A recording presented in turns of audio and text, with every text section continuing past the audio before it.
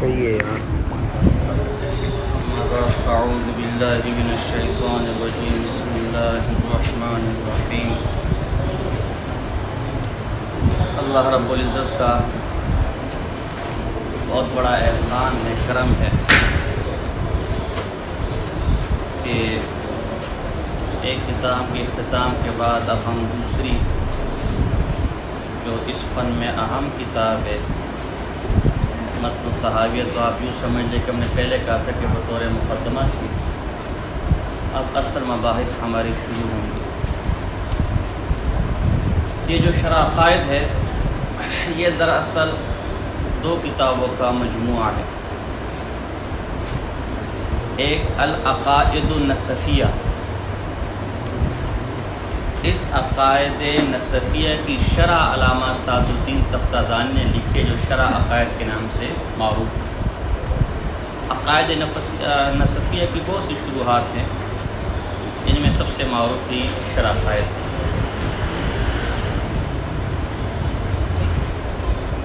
عقائد نصفیہ جو متن ہے ان کے مصنف کا نام شیخ الاسلام نجم الدین لقب ہے ابو حفص عمر بن محمد بن احمد النصفی. عمر بن محمد بن احمد النصفی یہ ان کا نام ہے. 461 ہجری تاریخ پیدائش ہے، قریباً 1059 عیسوی بنے گی.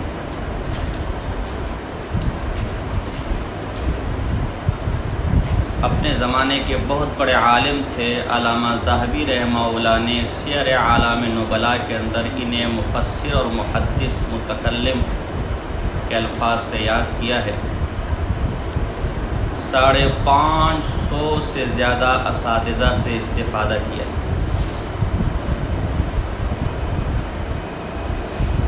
چند مشہور کے نام میں آپ کے سامنے ذکر کر دیتا ہوں. شیخ ابو القاسم اسماعیل بن محمد حسن بن عبد الملک القاضی،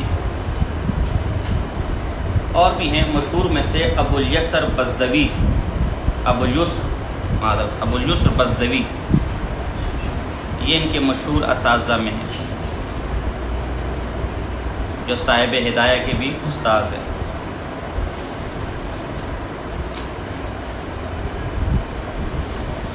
دس سے 12 کتابوں کے مصنف ہیں. ان کی مشہور کتابوں میں سے القند فی تاریخ سمرقند ان کی علماء اور حالات پر لکھی گئی ہے.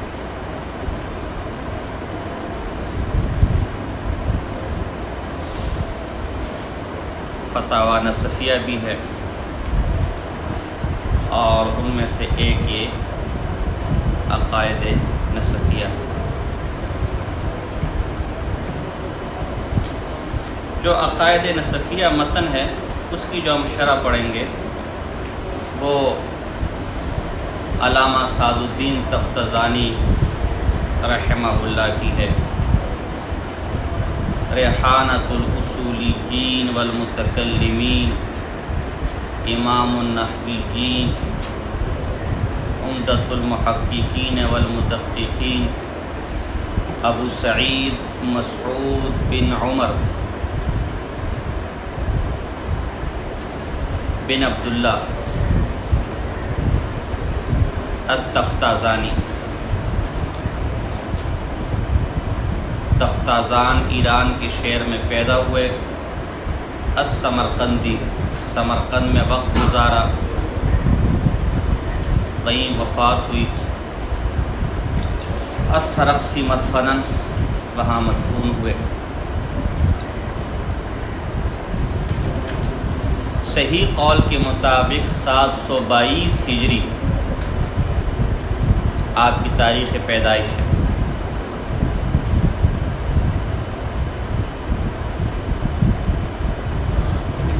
داش کبری زادہ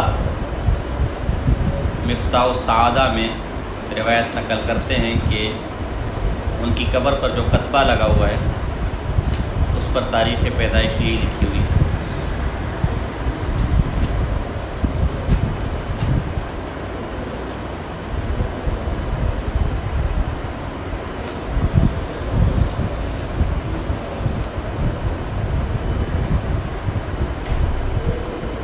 مختلف اکابر سے علوم و فنون کو حاصل کیا۔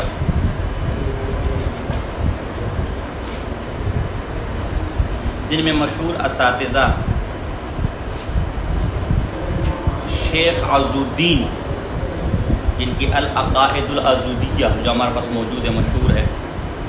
ان کا نام قاضی عبد الرحمن بن احمد بن عبد الغفار بن احمد الایجی، مشہور ائمہ علم کلام میں سے، کان اماما فی المعقولات۔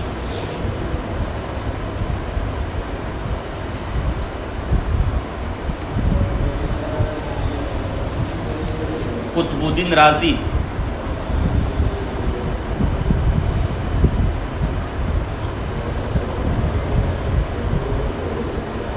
وہ بھی ان کے اساتذہ میں سے۔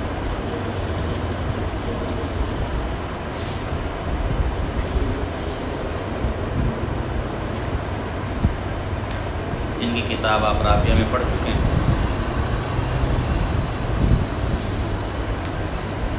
ان کے بچپن کا علامہ سعد الدین تفتازانی رحمہ اللہ کے بچپن کے میں یہ جو ہے کن ذہن تھے، ان کو سبق یاد نہیں ہوتا۔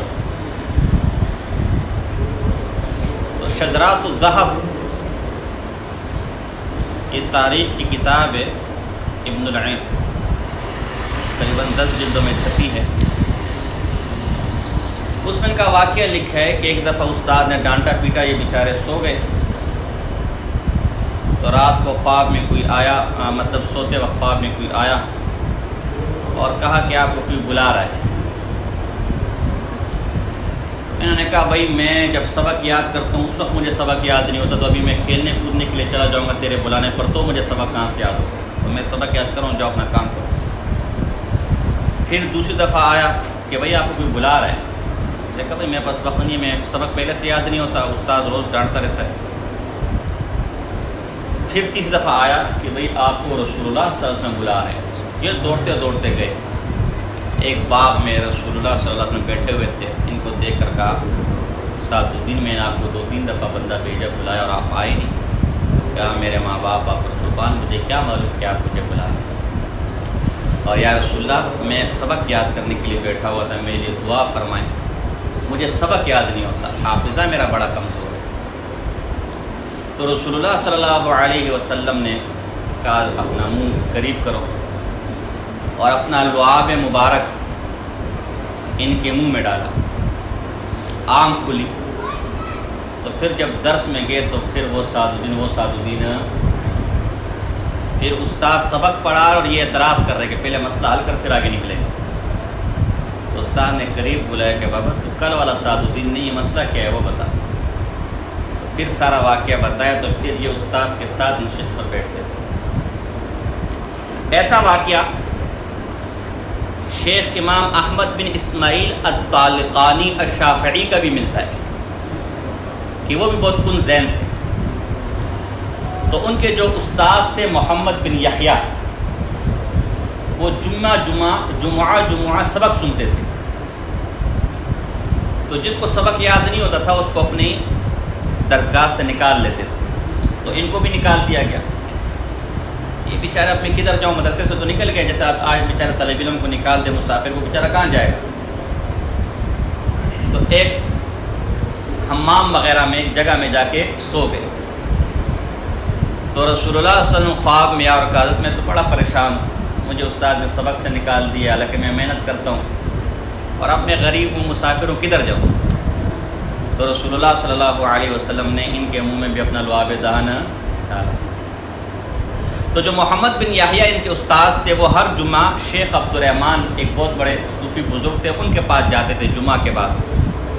تو یہ بھی ساتھ روانہ ہو گئے چپکے سے۔ تو جب شیخ کی مجلس لگی تو شیخ نے مختلف فقہی مسائل علماء طلباء میں پوچھنے شروع کر دیے۔ تو شیخ کے تقوی اور علمی مقام کی وجہ سے اساتذہ اور طلباء وہ خاموش تھے. یہ نوجوان تھا، یہ جواب دینے لگ گیا اور الٹا وہ جو مسائل بیان کرتے ان پہ اعتراض شروع کر دیا. یعنی یہ مسئلہ آپ خود غلط بیان کر رہے ہیں. لوگوں نے کہا چپ کر اللہ کے بندے، یہ سامنے کون بیٹھا؟ کہا نہیں، یہ مسئلہ غلط بیان کر رہا، میں کیوں چپ کروں گا کہ. تو پھر استاد نے کہا کہ کیا چکر ہے، خیر تو ہے، کوئی اور معاملہ لگتا ہے. تو پھر جب اپنا واقعہ سنایا تو ان کو بھی اعزاز و اکرام سے نوازا گیا. علامہ تفتزانی رحمہ اللہ اپنے وقت کے منقولات اور معقولات کے ماہر تھے. اللہ اکبر کبیر. میں نے اس پر ایک مضمون بھی لکھا ہے، انشاءاللہ میں اس میں سے بھی کچھ حوالے پڑھتا ہوں.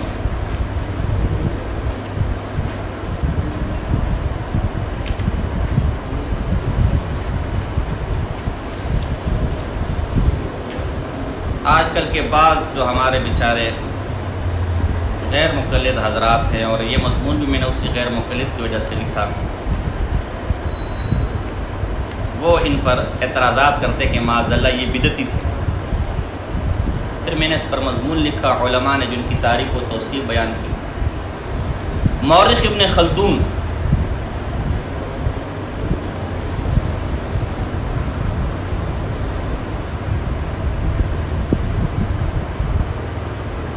کہا مصر کے اندر مجھے ان کی بعض سعد الدین تفتزانی کی بعض کتابوں کا پتہ چلا.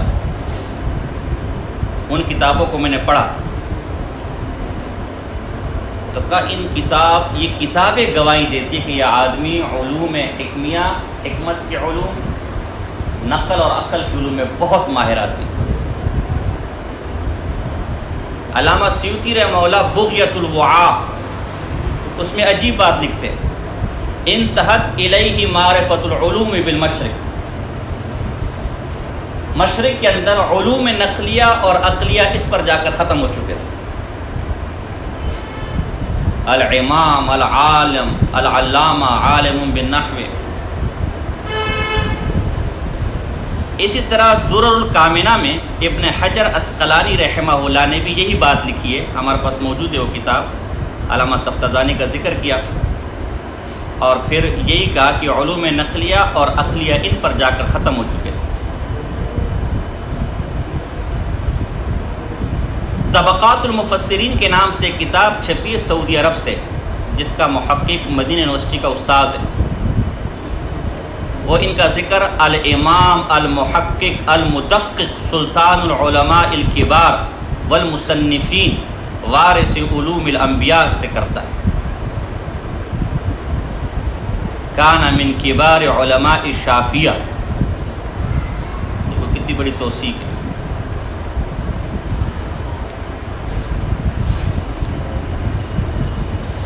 ابن حجر عسقلانی فرماتے لم یکن لہ نظیر فی معرفت ھذہ العلوم.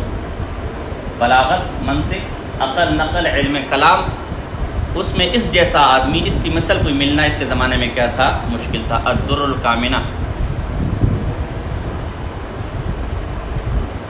اس کے علاوہ غیر مقلد حضرات کے جو ہیں، علامہ شوکانی نے بھی اپنی تاریخ میں ان کا بہت تفصیلی 3-4 صفحوں پر ذکر کیا ہے. تو میری کتاب ہے علمی مقالات، وہ انشاءاللہ جب چھپیں گی تو اس میں وہ مضمون آپ تفصیل سے پڑھ لیں گے. ان کے مذہب کے بارے میں آراء مختلف ہیں کہ حنفی تھے یا شافعی تھے. دونوں مسائل میں ماہر تھے، دونوں مذاہب میں ماہر تھے، اور ان کی علوم کو دیکھتے ہوئے احناف بھی ان کو اپنی طرف منسوب کرتے ہیں اور شوافی بھی ان کو اپنی طرف منسوب کرتے ہیں. خود ان کی طرف سے صراحتاً حنفی ہونے کی تصریح کہیں نہیں ملی. اور طبقات پر جو کتابیں لکھی گئی ہے تو شوافی نے بھی اپنے رجال میں ان کا ذکر کیا اور احناف نے بھی اپنے رجال میں ان کا ذکر کیا. ملا کاتب چلپی نے کشف الظنون کے اندر، یا چلپی نے کشف الظنون کے اندر ان کی تصنیفات میں سے ایک کتاب فتاوی حنفیہ کا ذکر کیا ہے، اور بعض لوگ اس سے تائید پکڑتے کہ یہ حنفی تھے. یہ ذرا کمزور موقف ہے، کیونکہ فقہ میں شوافع کے اصول فقہ پر بھی کتاب لکھ چکے ہیں، دوازن کا شافعی ہونا لازم آئے گا۔ یہ فتاوی حنفیہ ابھی دارالکتاب پشاور سے چھپ گئی ہے، چھوٹی سی جتنی آپ کے سامنے دیوان حماسہ پڑی ہوئی ہے، اتنے سائز میں ابھی مجھے مل جلسوں میں لے کر آتا، لیکن وہ فتاوی حنفیہ جو پڑھے گا تو تفتازانی کی جو تحقیقات ہے، جو اس کا معیار ہے، جو اس کا مزاج ہے، اس سے بالکل بھی مطابقت نہیں رکھتی۔ ایک تو سوالات کے جوابات بالکل ہی سادے، عام فہم، عامیانہ، حالانکہ تفتازانی کے بارے میں مشہور ہے کہ جس کتاب کو مشکل بنانا ہے خواہ مقام میں اس کے حوالے کر دو، اچھی خاصی کتاب کا جو ہے نا، بعض اوقات خود بھی کہتا ہے کہ یار یہ اعتراض تو ہو گیا لیکن اب اس کو خود حل کرنا کا کہتے ہیں۔ پھر اس طرح ان میں بعض ایسے فتاوی ہیں جو اہل بدعت کی تائید کرتے ہیں، مثلا عجیب و غریب فتویٰ اس کے مجھے یاد آ گیا، اس میں قبر کے طواف کو جائز لکھا ہے، حالانکہ قبر کے طواف کو تو آج کل کی جو اہل بدعت، سنجیدہ اہل علم اہل بدعت ہے، وہ بھی جائز نہیں کہتے، تو اس جیسا ماہر عالم کیسے اس طرح کمزور بات کہہ سکتا ہے؟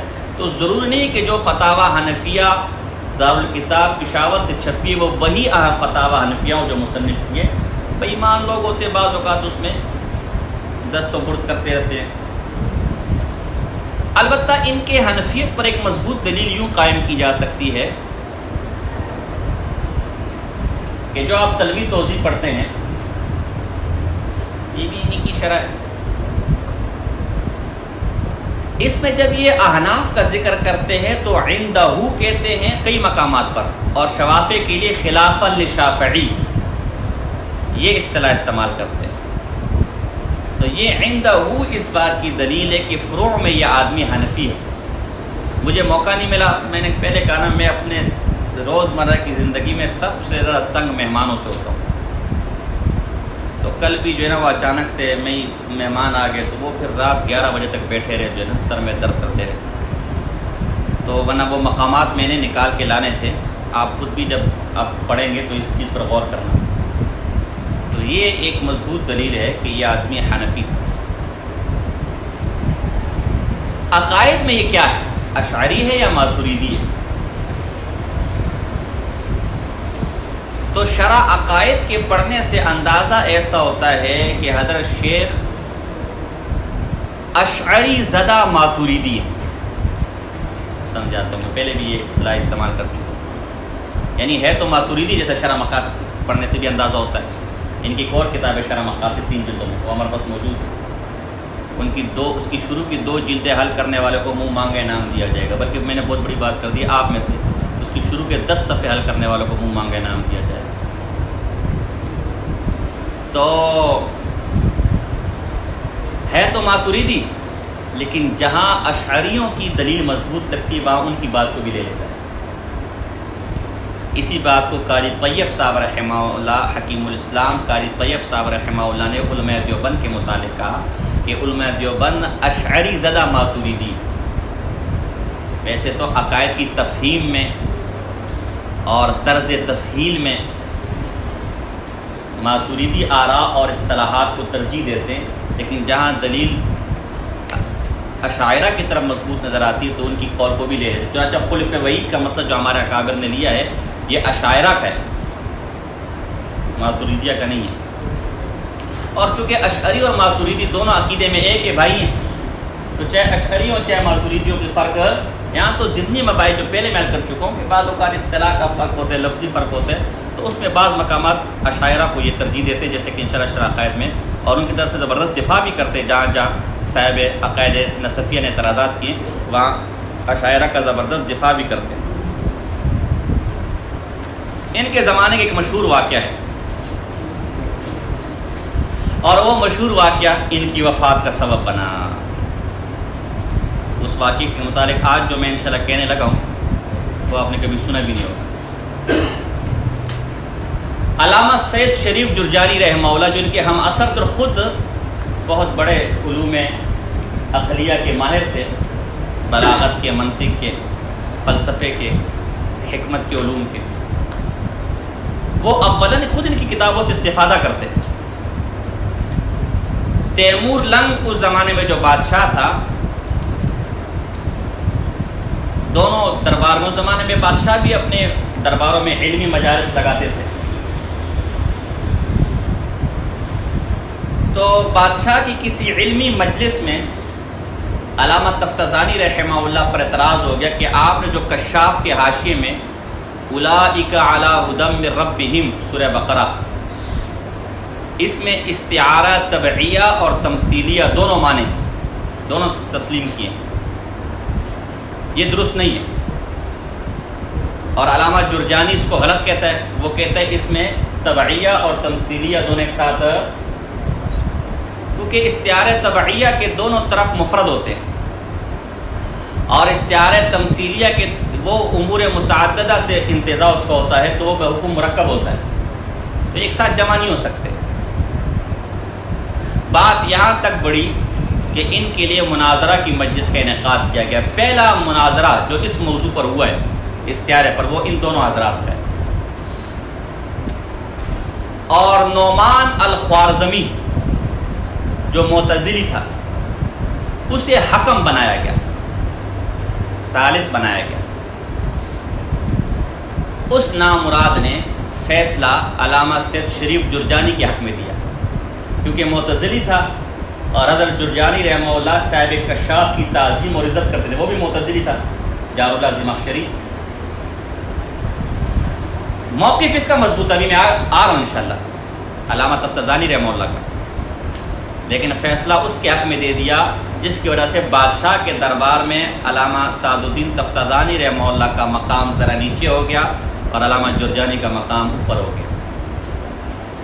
یہ بات ان کے دل کو لگ گئی کہ میرا شاگرد کل کا اور ایک علمی مسئلہ ہے، اس پر مجھے جان بوجھ کے رسوا کیا گیا. تو اسی غم کو لے کر چند دنوں بعد محرم الحرام 22 تاریخ پیر کا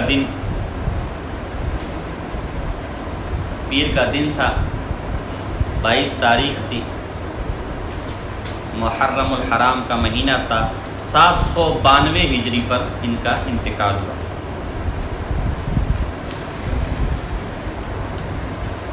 ان دونوں کے مناظرے کی وجہ سے بعد میں یہ مسئلہ مارکۃ الآراء بنا علماء کے درمیان، اور اکثر علماء نے علامہ سعد الدین تفتزانی رحمہ اللہ کی رائے کو ترجیح دی. اس ایک مسئلے پر مستقل کتابیں لکھی گئی، عجائب و غرائب آ رہے ہیں. پورے علاقے میں گھوموں، ابھی جو میں ذکر کرنے والا ہوں یہ کسی کو معلوم ہو تو زندہ ہوں، ویسے اگر مرے گا تو قبر پہ جوتے مارنا، لیکن نہیں تو زندہ جوتے مارنا. یہ اردو شرح والا کو کیا آتا ہے اور کیا نہیں آتا. تو علامہ شوکانی جو صاحب فتح القدیر مشہور کی کتاب ہے، انہوں نے اس پر ایک مستقل کتاب لکھی، التود المنیف، دعا کے ساتھ، فی ترجیح ما قالہ السعد علی ما قالہ الشریف. التود المنیف فی ترجیح علی ما قالہ السعد علی ما قالہ الشریف. یہ نہیں ملتی، ہم نے تلاش کیا لیکن نہیں ملتی، غالباً اب تک چھپی نہیں ہے. فتح القدیر کے اندر علامہ شوکانی نے اس رسالے کا ذکر کیا تو مجھے وہاں سے ملا. اس کا نام تفسیر ہے نا ان کی مشہور اولئک کے ذیل میں کہا، میں نے اس مسئلے کو وہاں تفصیل سے بیان کیا. علامہ آلوسی رحمہ اللہ نے بھی اس پر ایک رسالہ لکھا ہے، الاجوبۃ العراقیہ عن الاسئلۃ الایرانیہ. یہ رسالہ بہت عرصہ پہلا مصر سے چھپا ہے، لیکن باوجود تلاش ہمیں اب تک دستیاب نہیں ہو سکا. اس رسالے کا ذکر بھی اولئک علی ھدی من ربہم کی تفسیر میں علامہ آلوسی نے اس رسالے کا ذکر کیا. تو یہ دو تو مستقل اس پر ہیں اور فی الحال نایاب نہیں ملتی، لیکن اگر آپ پڑھنا چاہتے ہیں تو میں دو کتابوں کا نام ذکر کر دیتا ہوں. علامہ آلوسی رحمہ اللہ کی تفسیر روح المعانی کے اندر اس مقام کو کھولو تو انہوں نے مختصر انداز میں بڑی جاندار بہترین خوبصورت گفتگو کی ہے اس عنوان پر، اور تفسیر کے لیے اپنے اس رسالے کا ذکر کیا ہے. اس کے علاوہ ایک اور کتاب ہے محمد بن طاہر بن عاشور،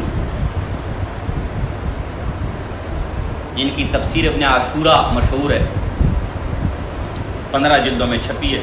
تیونس کے عالم تھے، ابھی کے عالم 19ویں صدی کے، یعنی ابھی قریب کے عالم گزرے۔ انہوں نے بھی اس مقام پر بہت تفصیل کے ساتھ گفتگو کی ہے، تو اگر آپ اس کا ذوق رکھنا چاہتے ہیں اس مقام کو ملاحظہ فرما لیں۔ کشف الظنون کے اندر قریباً ان کی 27-28 کتابوں کا ذکر ہے، قریباً 8 سے 9 علوم پر مختلف، علم حدیث، صرف، نحو، علم کلام، بلاغت، منطق، 28 کے قریب کتابیں لکھی ہیں۔ مشہور کتابیں میں بتا دیتا ہوں۔ نحو کے اندر ارشاد الحادی ہے،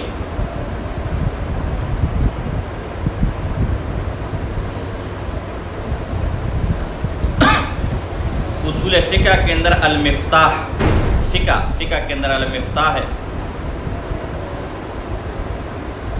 جو فقہ شافعی پر لکھی گئی ہے۔ فتاوی حنفیہ ہے جو ابھی میں نے ذکر کیا، فقہ حنفیہ پر لکھی گئی ہے۔ تفسیر کے اندر تفسیر کشاف کا حاشیہ لکھا ہے۔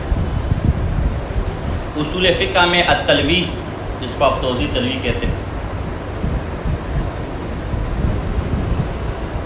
علوم بلاغہ میں مطول،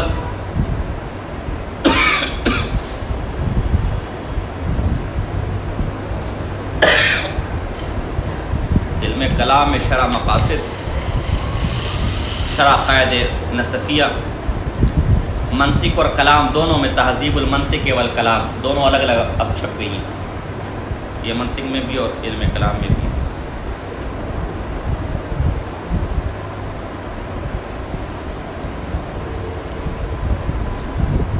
یہ جو قطبی کا متن ہے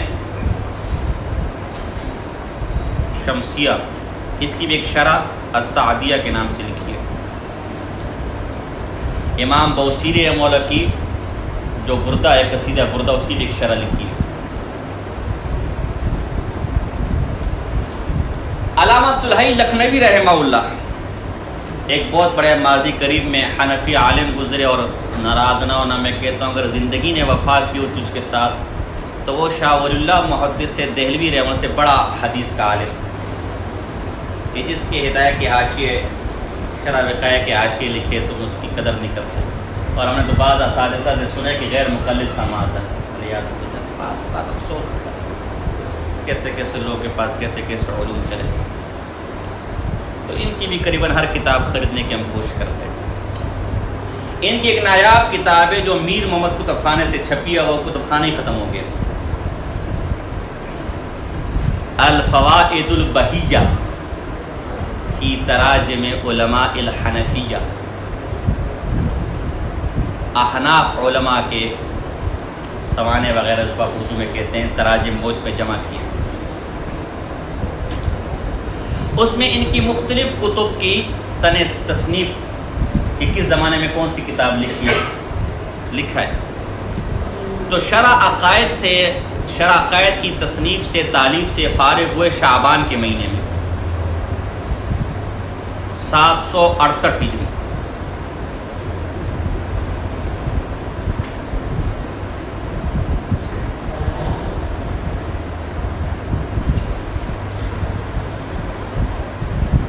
اور اسی سال تلوی بھی مکمل کی ذوالقعدہ میں، دیکھ لو۔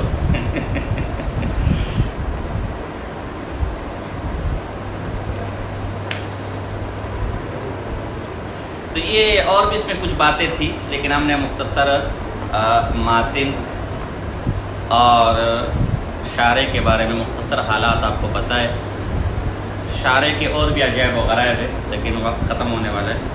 کل انشاءاللہ ہم شرح عقائد کے جو بعض شروع اور حواشی ہیں، قریباً 20 سے 25 حواشی ہیں اور 4 سے 5 شروع ہیں، لیکن سب تو نہیں لا سکتے، تو جو عام حواشی اور شروعات ہیں وہ میں کل لاؤں گا بیگ کے اندر، تو آپ مدرسے کے گیٹ پہ کھڑے ہو جانا تاکہ وہ بیگ کیا کر لیں، لے وصول کر لیں، تو ان کا میں کچھ تعارف آپ کے سامنے کروں۔ تو آج کے لیے اتنے کافی ہے، کچھ اور ذکر کریں یہ کافی رہے گا؟ عجائب وغیرہ ملیں گے یہاں میرے عجائب وغیرہ. تو پانی پلا دو میرے بھیا.